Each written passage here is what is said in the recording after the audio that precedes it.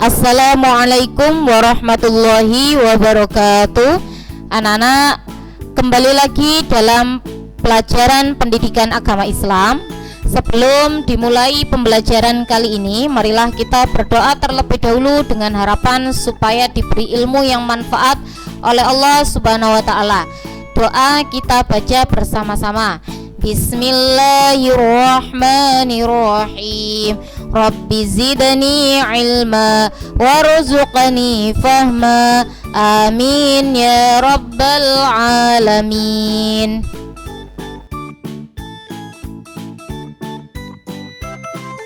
Anak-anak, sekarang kita sudah memasuki bab 4 dalam pelajaran pendidikan agama Islam. Dalam bab 4 ini akan kita bahas tentang perilaku terpuji.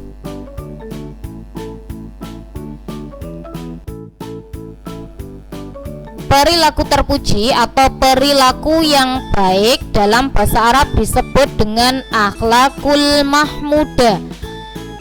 Contoh perilaku terpuji atau perilaku yang baik itu banyak sekali contohnya, namun yang akan kita bahas dalam bab 4 ini ada dua, yakni kerjasama dan tolong menolong. Yang pertama, kerjasama. Kerjasama artinya adalah mengerjakan pekerjaan dengan bersama-sama. Jadi misalnya anak-anak mengerjakan suatu pekerjaan bersama-sama yang dilakukan secara bersama-sama, misalnya dengan orang tua atau teman, itu dinamakan dengan kerjasama. Kerjasama dapat dilakukan dengan orang tua, saudara, teman, tetangga, atau masyarakat.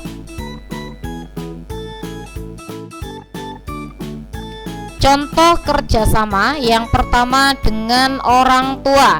Contoh dengan orang tua ini banyak sekali contohnya yang bisa kita kerjakan bersama dengan orang tua.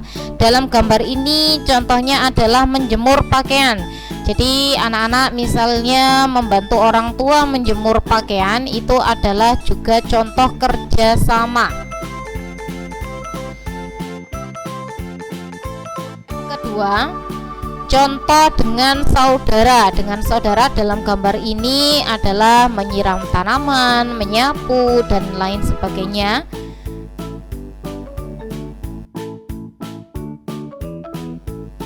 Berikutnya adalah contoh dengan teman. Dengan teman ini misalnya piket kelas atau Jumat bersih, kerja bakti di sekolah, dan lain sebagainya.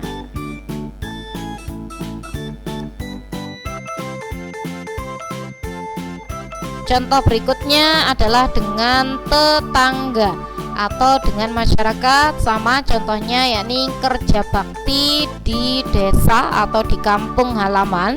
Misalnya akan ada peringatan lomba HUT kemerdekaan Republik Indonesia misalnya, kemudian akan diadakan kerja bakti ya, berarti itu contohnya kerjasama dengan masyarakat atau tetangga. Manfaat kerjasama yang pertama adalah pekerjaan yang berat menjadi ringan. Coba misalnya ada suatu pekerjaan, ketika kita kerjakan sendiri maka pekerjaan tersebut akan terasa berat. Misalnya piket kelas semuanya kita sendiri yang mengerjakan, pasti akan terasa berat. Tetapi ketika dikerjakan secara bersama-sama maka akan terasa ringan. Manfaat kerjasama yang kedua yakni pekerjaan akan cepat selesai.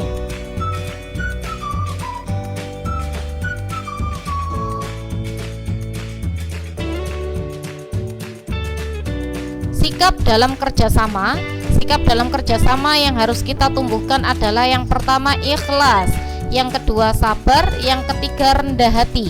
Jadi ikhlas, sabar, rendah hati ini harus kita tumbuhkan dalam kerjasama. Harus ada sikap yang harus ada dalam kerjasama.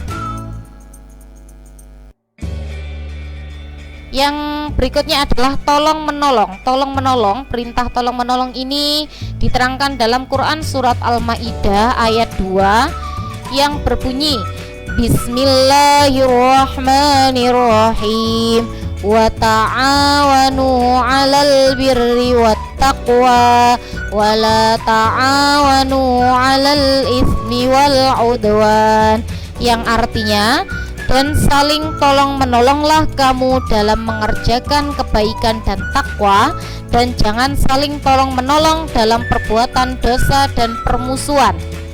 Jadi bisa kita lihat bahwasanya Allah ya dalam ayat ini kita lihat artinya bahwasanya Allah telah memerintahkan kita untuk tolong menolong dalam hal kebaikan. Dalam hal kebaikan misalnya menolong teman yang sedang kesusahan, kemudian menolong korban bencana alam, itu adalah contoh tolong menolong dalam kebaikan. Sedangkan contoh tolong menolong dalam hal kejelekan atau perbuatan dosa, misalnya kita sama-sama mengajak teman untuk tidak sholat, tidak beribadah, itu adalah contoh tolong menolong dalam perbuatan dosa. Misalnya juga kita menolong teman yang mau membolos sekolah dengan cara bilang kepada bapak ibu guru bahwasanya teman kita tadi sedang sakit, padahal dia sebenarnya tidak sakit ya. Itu adalah contoh tolong menolong dalam hal kejelekan yang tidak diperbolehkan dalam agama Islam. Sikap dalam tolong menolong itu hampir sama dengan sikap yang harus ada dalam kerjasama. Yang pertama adalah ikhlas, dan yang kedua adalah sesuai dengan kemampuan. Jadi kita kalau menolong orang itu harus disesuaikan dengan kemampuan kita. Contoh tolong menolong yang pertama adalah menolong orang yang sedang kesusahan. Ini dalam gambar ini ada teman kita yang sedang terpeleset dan terjatuh ya, kita tolong. Itu adalah contoh tolong menolong. Berikutnya menolong korban bencana alam. Di sini dalam gambar ini contohnya adalah korban banjir ya, harus kita tolong. Tidak hanya korban banjir saja, misalnya terdapat korban bencana alam yang lainnya, itu kita juga harus menolong mereka yang sedang kesusahan, yang sedang terkena bencana alam.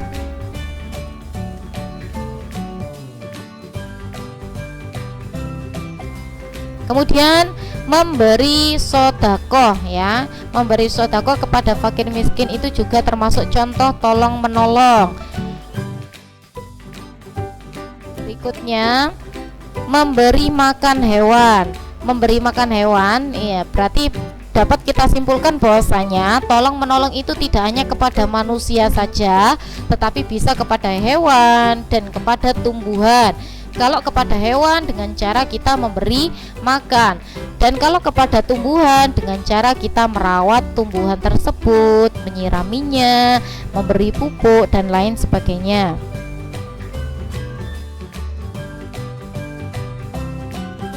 Tolong menolong itu dapat berupa harta. Kalau harta contohnya tadi memberi sedekah kepada fakir miskin.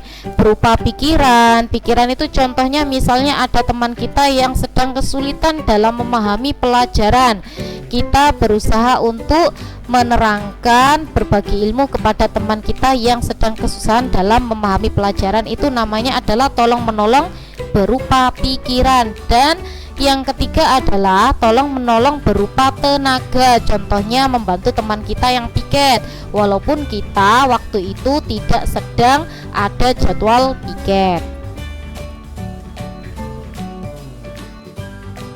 Manfaat tolong menolong yang pertama, disukai teman dan disayang Allah. Berikutnya akan dapat mempererat tali persaudaraan, menumbuhkan sikap kasih sayang, meringankan beban orang lain, membuat hidup tentram dan bahagia, rezekinya akan ditambah oleh Allah, dan akan masuk surga. Jelas ya, karena memang tolong menolong itu diperintahkan dalam Al-Quran. Jadi ketika ada orang yang saling tolong menolong, itu sama Allah dijamin masuk surga. Sekian anak-anak penjelasan dari Bu Sita, semoga bermanfaat. Selamat belajar. Semoga anak-anak mendapat ilmu yang manfaat dari Allah Subhanahu wa taala. Saya